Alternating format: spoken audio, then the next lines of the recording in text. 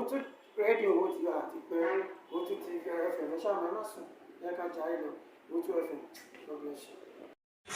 Kí Ọlọ́run dojú tì ọ̀ràn ẹ̀ lọ́wọ́ àti tí ìfẹ́ lé Ọlọ́run wà pẹ̀lú rẹ̀.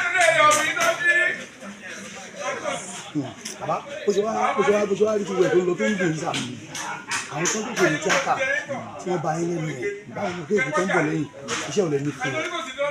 látàrí kọ́tà ń ṣe lé ní iṣẹ́ ò lè ní fún un. Òdodo ló gbé yọ̀ọ̀dù tó dé ìlú àsìkò yìí ó yẹ kó wà nù wàhálà àwọn ìṣẹ̀lẹ̀ tó ṣẹlẹ̀ ṣùgbọ́n Ọlọ́run wá gbé kó wàhálà ó gbé ògògùn ọkọ lẹ́gùn ó tó ń ṣe bàdé ó bá dúpọ̀ lọ́dọ̀ rẹ̀. ká tó lè rí ibi lẹ́nu àjọṣepọ̀ ó gbọ́dọ̀ gún dáadáa bóòlù yìí gẹ̀ẹ́sì rẹ̀ bóòlù ṣe ń wọ́n yín sí. Ó kà jẹ́ ọmọ tó fẹ́ràn wa àwa náà dẹ̀ fẹ́ràn rẹ̀. Ọ̀gá Adalẹ́sà wọ́n á ní tí olúwa ilẹ̀ tẹ̀ ṣé ń gbà kan ní tuntun kan ń bọ̀ tẹ́ ń pòpọ̀ lásìkò yìí kí ni káwọn máa retí. Àwọn kan fẹ́ tó gbé sórí stéèjì pé stéèjì ti parẹ́ àwọn eré ò lọ ẹ̀ka ò pé sí stéèjì wọn ní tolúwa lè lọ. wọ́n tó dá padà wá. fẹ́ dà padà ń pa àrí stéèjì wò mọ́ bẹ́ẹ̀ ni kọ́ lójú òṣèṣe. tó ọba Ọ̀gá Adalẹ́sà a máa rí báwo.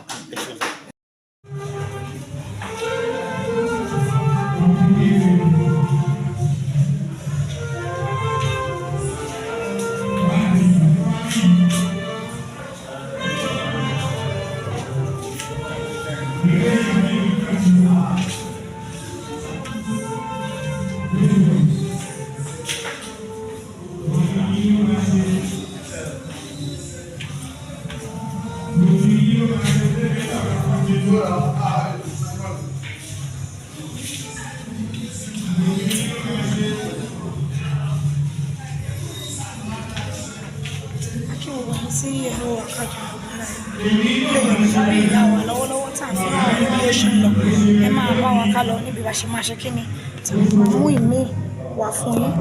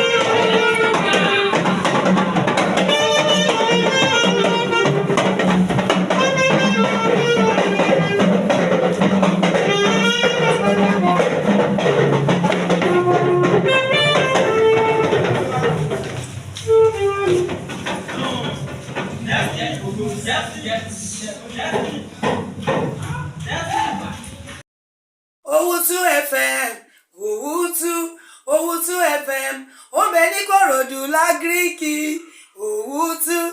Owutu FM, bàbá màmá ẹ̀gbọ́n pẹ̀lú àbúrò. Owutu FM ní kẹ́ máa gbọ́, Owutu TV ní kẹ́ máa wò. Owutu.